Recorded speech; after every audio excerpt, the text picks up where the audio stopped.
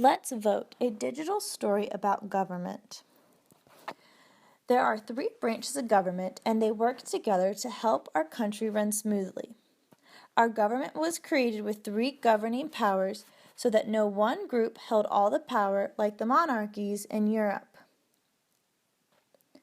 The 3 branches of our government are legislative, executive, and judicial. These 3 branches balance each other out to maintain the checks and balances of our government.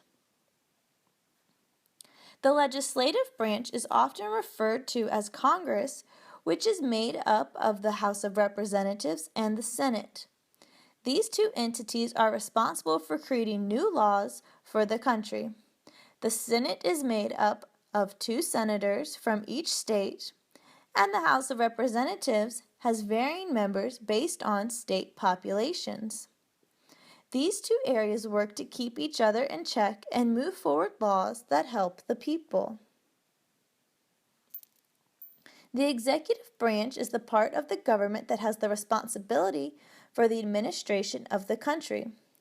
This is made up of the president, vice president, and cabinet members.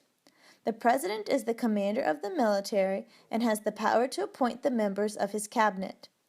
He acts as a balance as laws are passed down from Congress and can veto laws that he feels are unjust.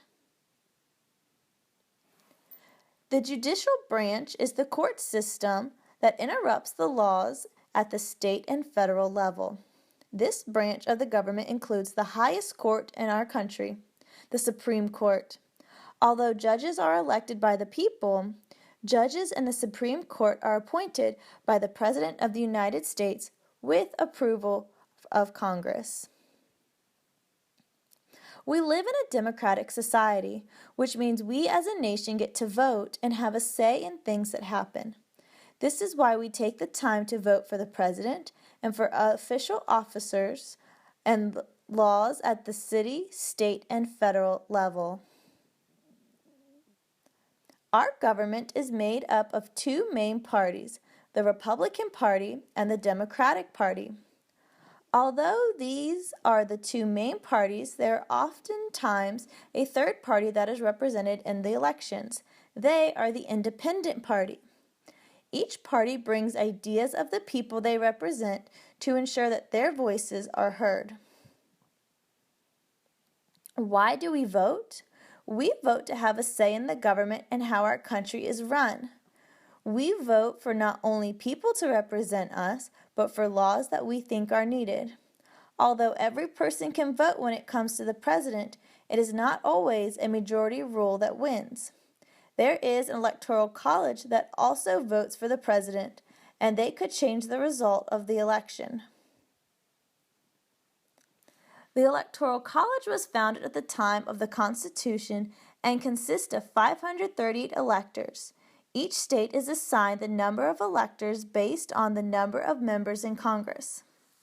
The electors vote on the president and the vice president, and it takes 270 votes for someone to win. If the popular vote decides on one person, but they don't have enough electoral votes, they may not win the position of president. Voting allows our voices to be heard and let the people help share the world that we live in.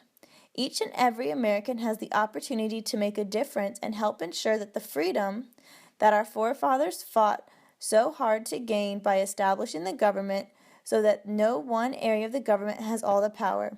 In asking the citizens to take part in how things are run, they ensured that no one person has all the power.